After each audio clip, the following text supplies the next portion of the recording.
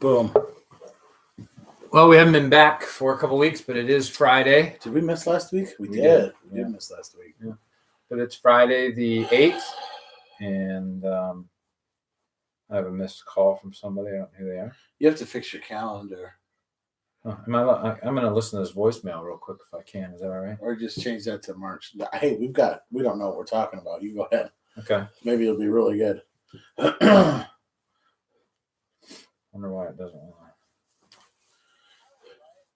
to. You've been selected for a custom something or other. No. We've already got 2 visitors, so this is a I might as well check my Facebook. This is a youth pastor from Cornerstone Bible Church. Got my number from someone. They're bringing Seventh Day Slumber in again to the middle school. I'd like to know if we're interested in helping mobilize that, maybe. We got on Facebook, Connie Sullivan and Bill Shackelford are watching. Hey, Connie and Bill, how are you? Good morning. Good morning. Good morning. Connie and Bill, do you have anything like that's been on your mind that you just a topic or something you want to throw out? Because we're just gonna watch us ramble. Yeah. While we scramble. We have to say nothing. No. Well, I'm sure we can come up with something. We can. We've already talked about some things today. Just so you know, if you're a part of Northeast Community Church, or even if you're not a part of Northeast Community Church and you're in the area, this Sunday starts our Money Matters group, which will be after service. Actually, we're having a fellowship potluck after service, and then it'll follow directly after that. But it's just a 4-week series on how to manage your money the way God would intend you to manage your money. So is this potluck Sunday? It is. You know, that's the real draw. It is. A lot of people come when there's food available. Right, when there's food available. Uh-huh. We got comment there. You got that one? Yeah, I can check it. Looks like there might be a Justin here. Justin back. Maybe. Justin, we missed you 2 weeks ago, bud. You weren't. Maybe you should read it first. Right. I'm counting on my eyeballs to get up to that screen right there. I'll take a look.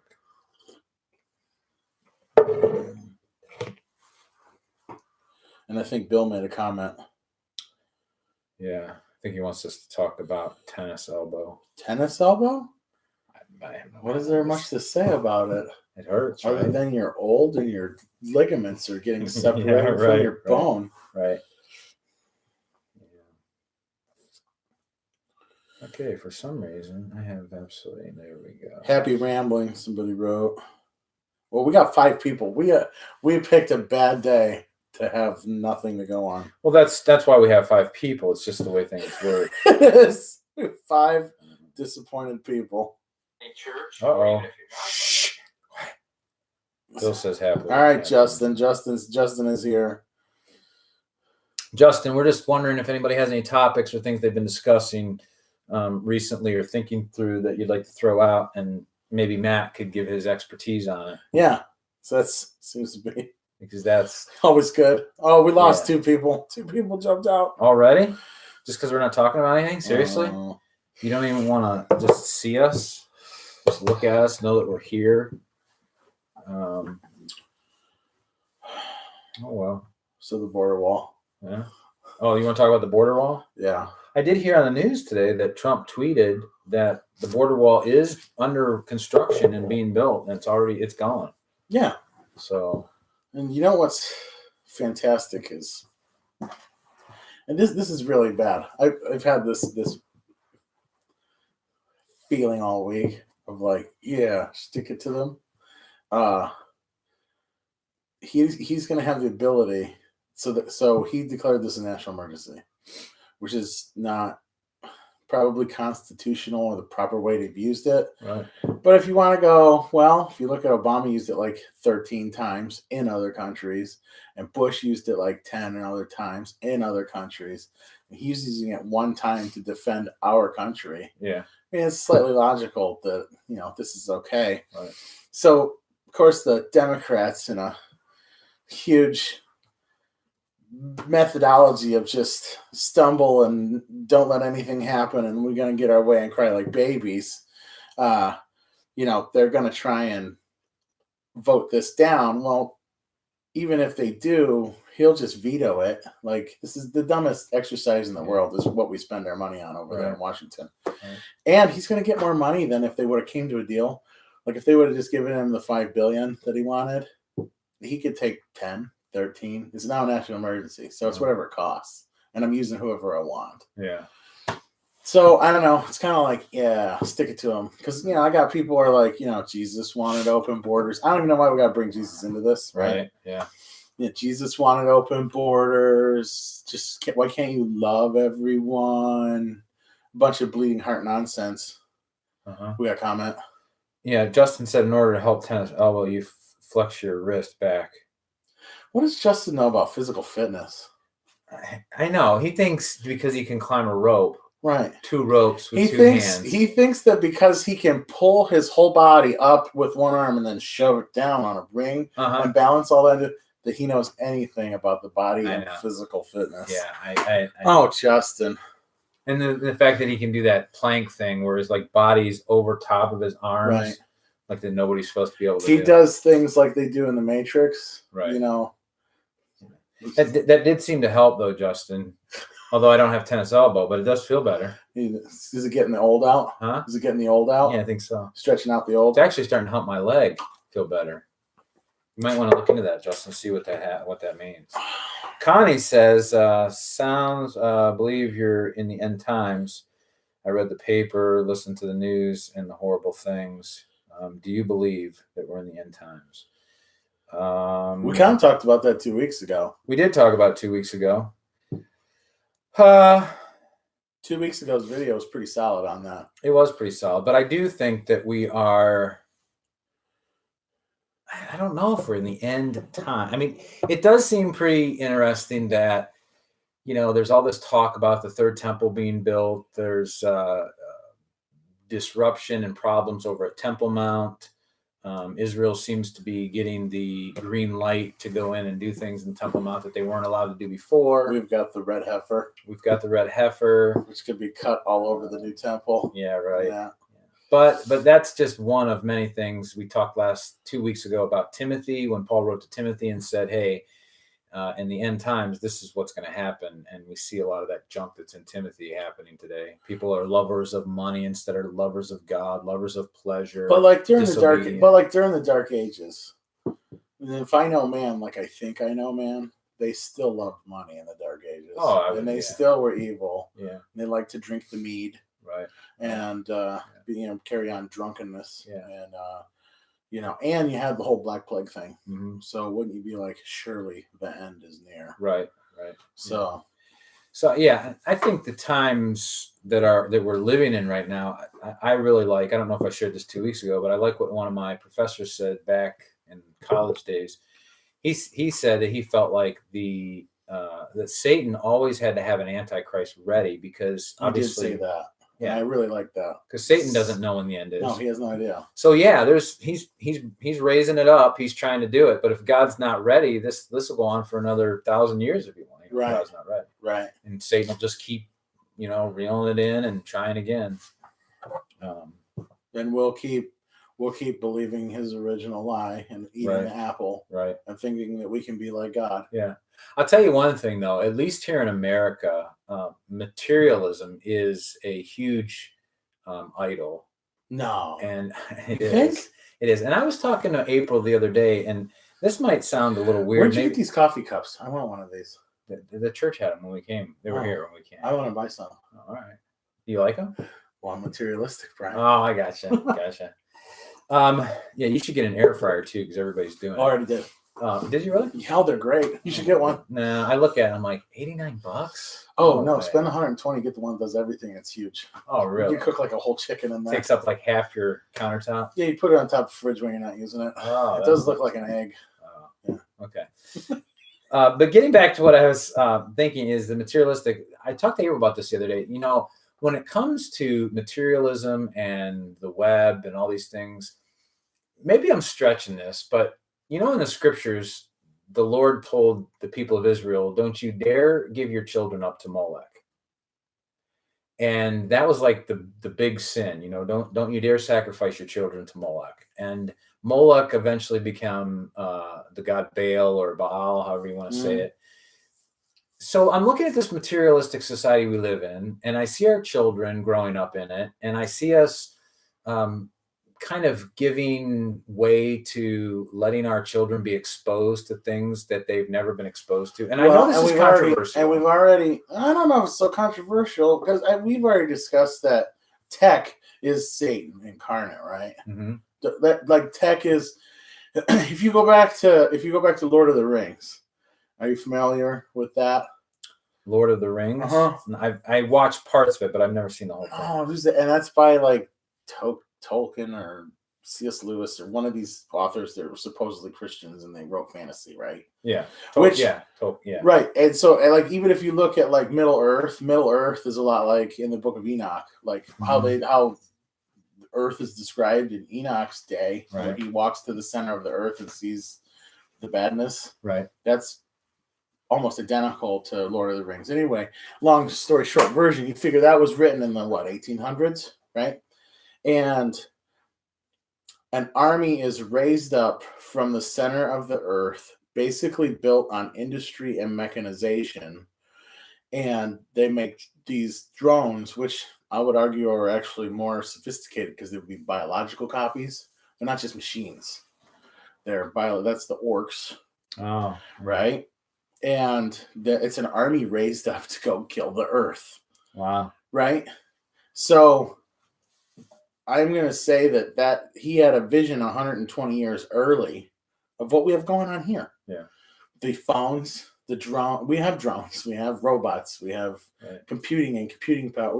Everything here is designed to suck us into the earth. Yeah. To suck us into the world. We can feed our materialism with shopping online to this thing is spying and telling on us at all times. Right. Right. And it knows we are us. Right. So, this has been a thing. And ultimately we've talked, that's what I'm saying. I don't think it's that far flung a concept. Technology and this mechanization is the thing that's going to enslave us. Yeah. It's the beast. Yeah. And I feel horrible because I know that we've given our boys phones and tablets, video games, all that kind of stuff. And of course we have monitored it to a degree, but sometimes I look at it and I go, I don't know if we've monitored it enough. I don't know that we've turned our sons over to this whole materialistic God thing, even though we teach them. How old's Nathan? 13. Yeah. And Brian's 18. Yeah. They have been bar mitzvah already. Well, I know they're not even your kids anymore. Well, yeah, but still, I mean, I struggle with it because I think it's important that we train our kids up in the way they should go, so that when they're old, they're not going to depart from it. That's fine. They won't listen. Ask my dad. They won't. No. My dad will tell you every day. He wakes up and goes, "Ah, Matt." Now there are other comments on here. No, I thought there were other comments, but they're not. Horrible thing people are doing wrong. Oh, I am getting everything. All right. So yeah, I think too, another thing that's interesting about the whole technology and materialism is that in Daniel's prophecy, I think it's in Daniel chapter 12 at the end, he says, knowledge will increase. Exponentially, basically. Yeah, huge. Well, if you look since the 1920s with the Industrial Revolution and scientific explosion, right. Modern renaissance of where we like. If you look at the leaps and bounds technology makes now, it grows exponentially more than it did in the 20s in years now, in months. Like it is exponentially increasing until we hit that. What do you call that? Singularity? Yeah. It's going to do that until we are combined with machines. Yeah. Or the machines kill us. Let's see if I can find that Daniel passage because it also talks about travel.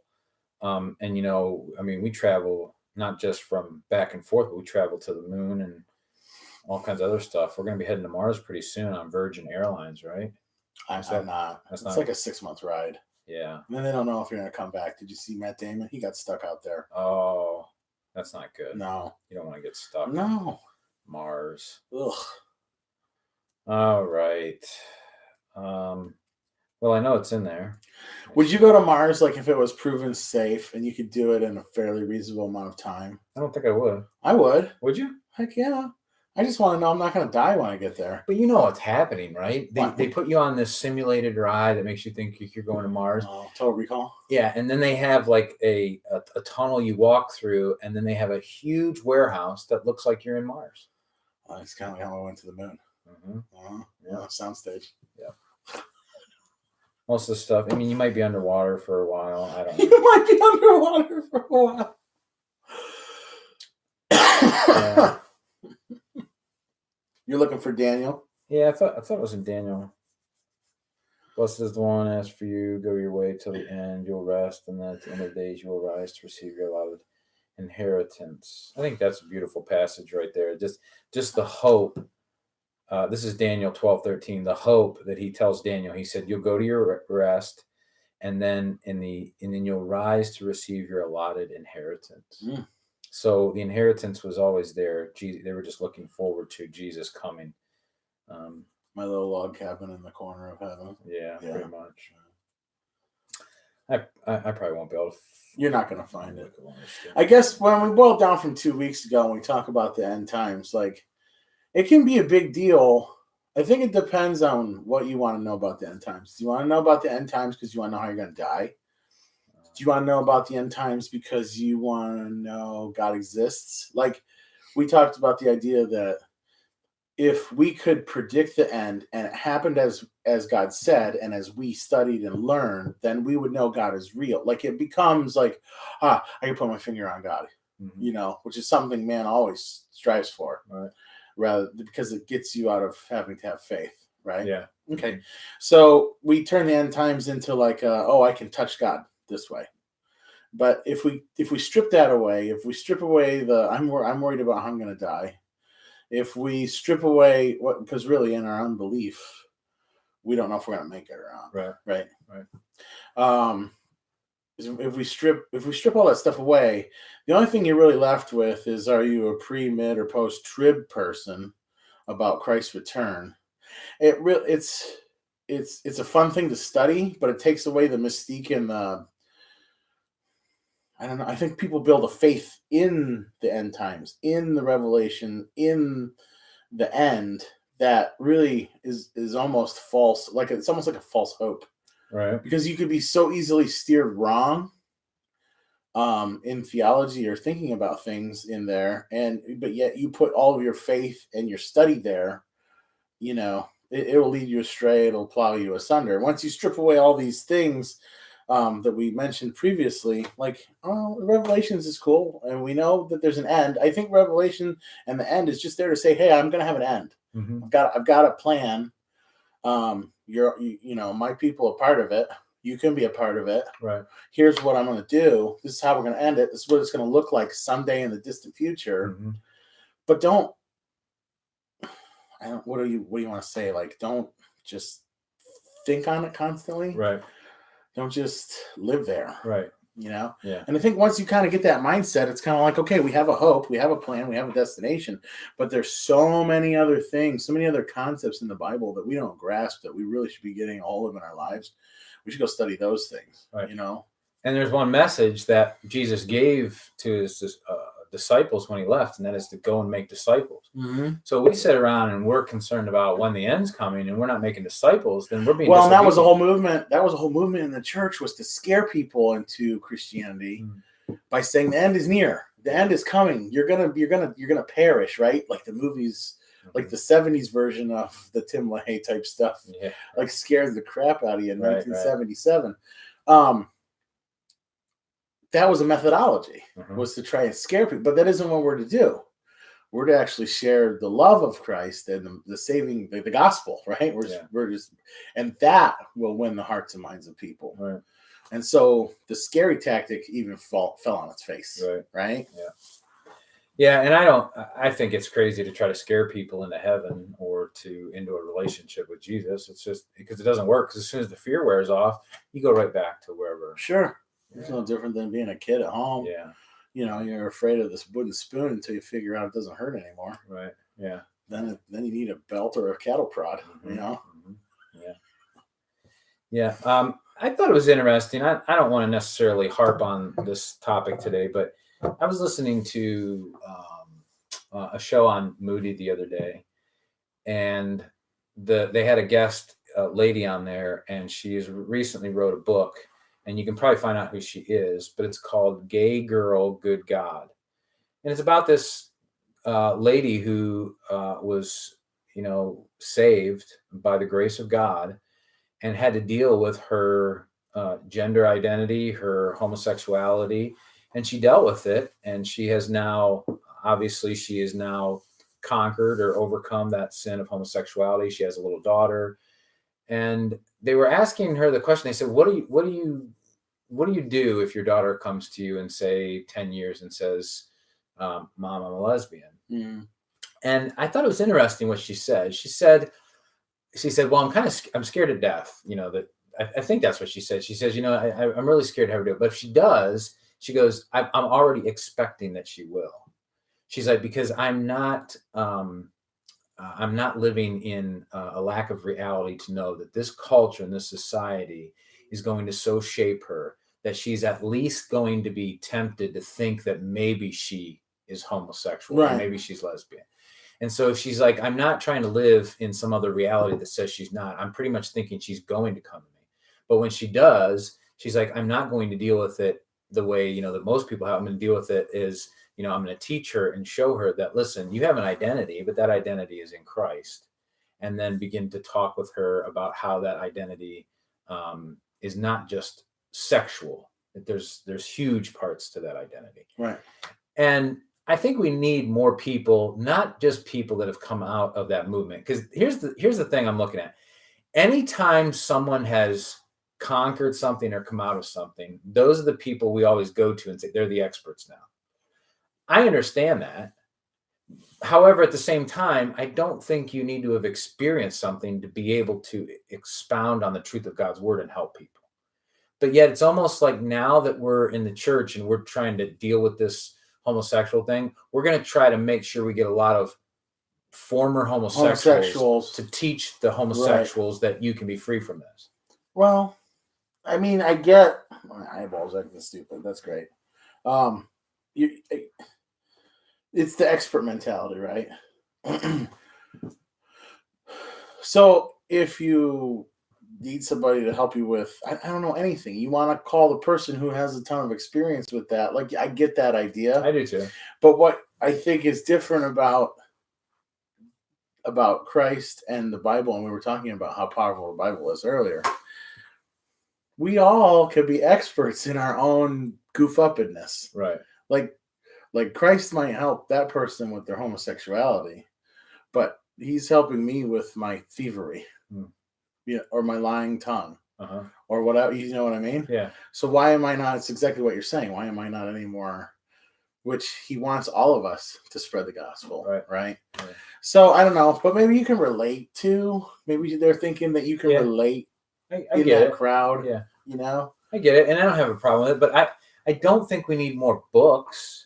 I think we need more of Christians, and again, this goes back, Christians falling on their faces on behalf of people who live in sin, that God's Spirit would begin to move, because God's Spirit's the only one that can change people's lives. Right. I was reading a little paperback last night. I was kind of in and out reading my Bible, and then I was reading this paperback, a little book on prayer by it's like a Jimmy Swaggart. No. Guy by the name of Praying Hyde. I think his name was John Hyde. Okay. But this dude, I mean, he was talking about going into a meeting where, men and women would be seeking the Lord's face, and then somebody would begin to pray for an individual who was lost.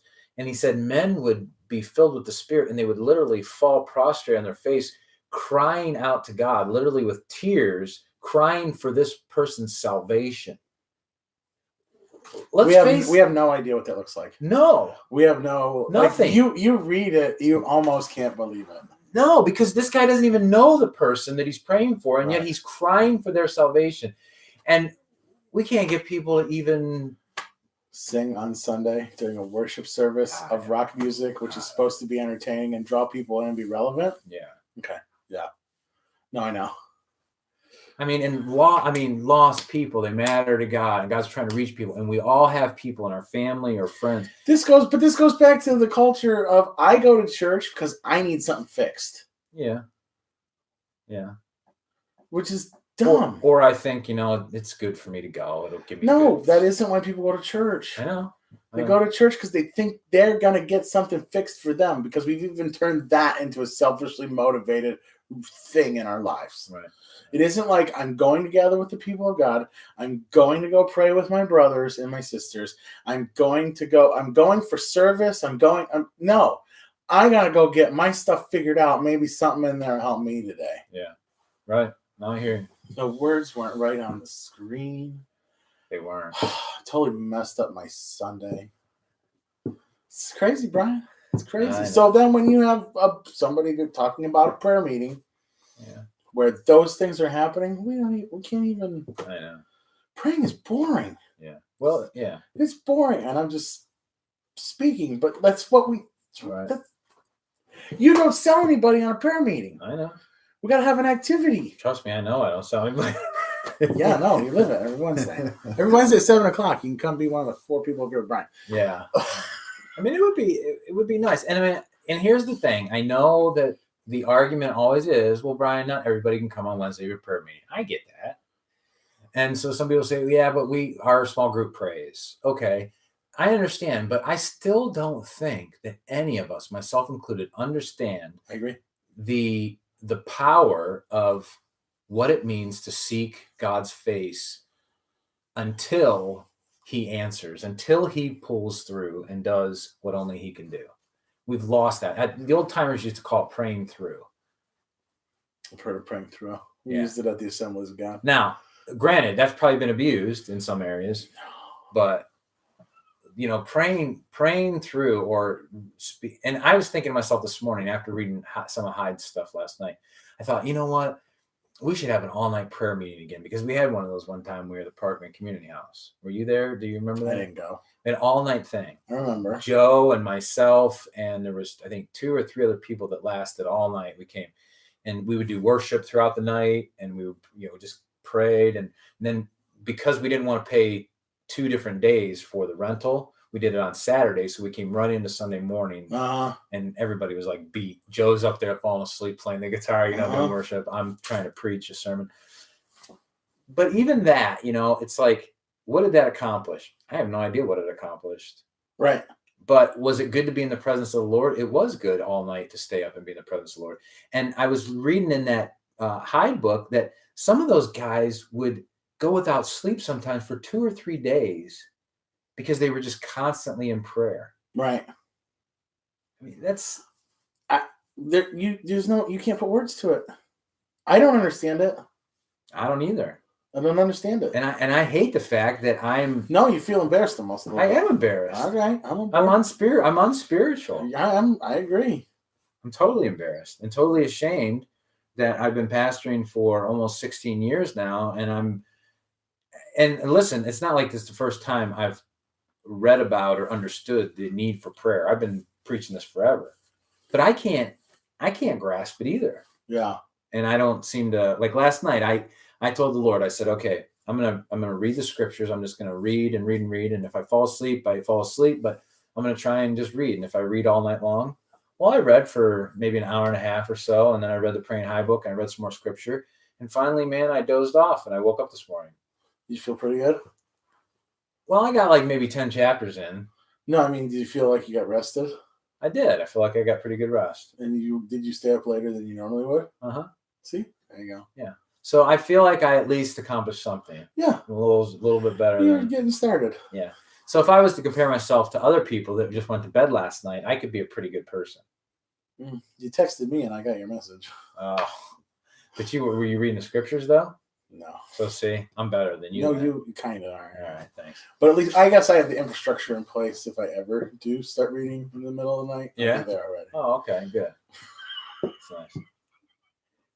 Yeah, so I mean, and there's the problem too. Therein lies the problem too. If you try to create something, or you say we're going to have an all-night prayer meeting, just because we think that's not going to work either. We're gonna have a Sunday socialize around hamburgers and hot dogs outside of a games event. What kind of lasting impressions have those made? I still think we have to do those things. Don't get me wrong. Yeah. I think we need to do those things, but I think we expect too much out of them. All right. You know, we think that this is going to be the thing. Yeah. Well, then I'm going to have an all-night prayer meeting. I don't care. Well, then do it. It'll just be me here. I mean, like, look, I was thinking about this morning. We have 3 people in here right now. We had 1 or 2 over on the YouTubes. Yeah, but they're busy. Well, that's fine. Maybe they have us on. But if you think about when we started, we have nobody. Right? Yeah. So it's like anything else. It's a very small. It's a trickle. Like when NEC started, what did we have? 12. 12. Yeah. Now we have 18. Yeah, as I'm saying, you've 33%ed it in 15 years. Like that's a good growth. It's number. Huge growth. Huge growth. Huge growth. Huge growth. We're talking like I'll bet the district is nothing but beaming with pride. Oh, they are. As a matter of fact, they want me to write a book. Oh. Yeah. How to grow your church 33% in 15 years? Yeah. That's pretty good stuff. If you think about it, Jesus was with his disciples, right? Mm-hmm. Listen, he's with his disciples for 3 years. He had 12. When he was done, he had 11. Think about it. He lost one. He lost. He didn't grow. He didn't grow at all. He shrunk. Yeah. Then when he gets out of the way, right? Yeah. They screamed 3,000. They had 3,000 people to the church in one day. Right. Well, he did kind of. Is that the Matthew? Sorry, I was getting a text. No, that's the Pentecost when he tells them to go wait for the Holy Spirit. Because right? he also fed. This is what makes Jesus a socialist, by the way, according to Facebook. He fed the 5,000. Okay. He wasn't like, these are my fish and my bread.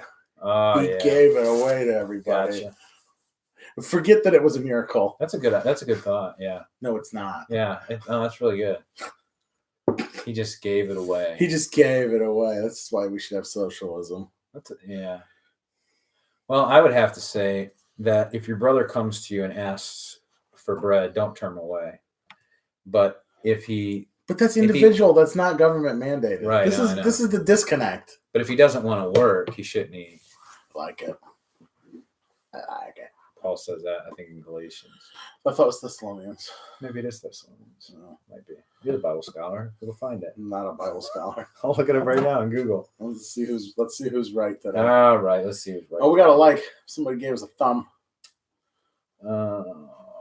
Anyway. Anybody good? Either way, anyway, we've traded everything for a counterfeit. We've taken our materialism, we've taken our computers, we've taken our laser light shows, we've taken our Sunday programs, we've taken our books. Yeah. 2 Thessalonians 3:10. I got one right. Good job. I got one. No, I got 2 right. I got 2 weeks ago, the Matthew 24 thing. Oh, yeah. Or I was Matthew 27, but I'm like, yeah, either way. It was close enough. I have to toot my horn where I can, because that's what Jesus would do.